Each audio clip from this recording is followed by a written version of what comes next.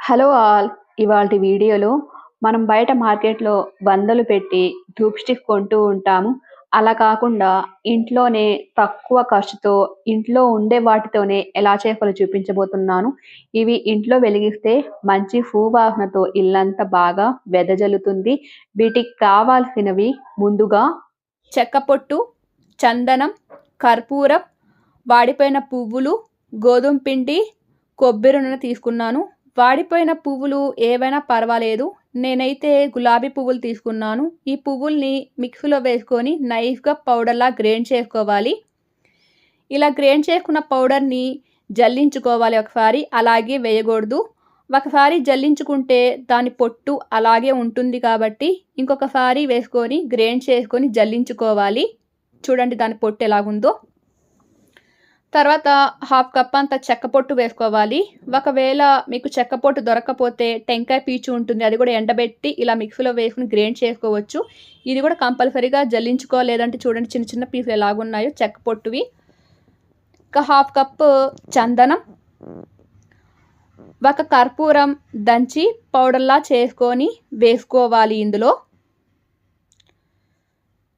ఇంకా అందులో 1 table spoon అంత గోధుమ పిండి, ఎక్కువ ఏమొద్దు, చపాతీలు చేసుకుంటాం కదా ఆ గోధుమ పిండి వేసుకోవాలి. ఇదంతా ఒకసారి బాగా కలుపుకున్న తర్వాత వనస్పతి, కొబ్బరి నూనె, నెయ్యి ఏది ఉంటే అది వేసుకోవాలి. నేనైతే కొబ్బరి నూనె వేసుకున్నాను ఇందులో. కొద్ది కొద్దిగా వేసుకొని ఇలా కలుపుకోవాలి.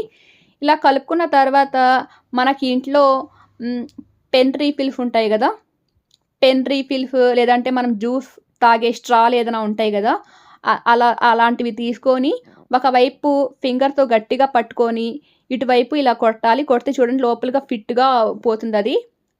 ఒకవైపు అయితే ఫింగర్తో పట్టుకోలేదంటే ఇటువైపు కొడితే అటువైపు వచ్చేస్తుంది మళ్ళీ. కమ్మీద ఏదైనా ఇలా గుచ్చితే నైస్‌గా అలా సన్నగా పుల్లలాగా వస్తుంది అది.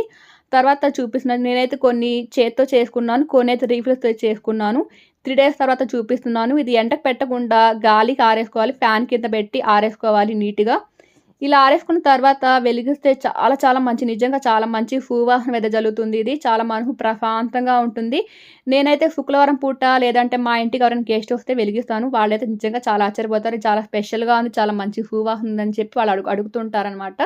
ఇవి వెలిగిస్తే మనకి కీటకాలు, చీమలు, ఈగలు, బొద్దింకలు చిన్న చిన్న ఏమైనా ఉంటాయి కదా కీటకాలు, అలాంటివి ఏమి ఉండకుండా చాలా ఇల్లు కూడా చాలా నీట్‌గా ఉంటుంది. మనసు చాలా ప్రశాంతంగా ఉంటుంది. మైండ్ కూడా చాలా ప్రశాంతంగా ఉంటుంది. మీరు కూడా తప్పకుండా ఒకసారి ట్రై చేయండి. మామూలుగా మనం బయట వందలు పెట్టి ఏదంటే అది కొనుక్కుంటూ ఉంటాం. అలా కాకుండా ఒక రూపాయి ఖర్చు లేకుండా ఇంట్లోనే ఇలా మీరు కూడా ట్రై చేయండి. ప్లీజ్ సబ్స్క్రైబ్ చేసుకొని లైక్ ఇవ్వండి. అవసరం వాళ్ళకి షేర్ చేయండి. మీకు ఎలా అనిపిస్తుందో కామెంట్ చేయండి.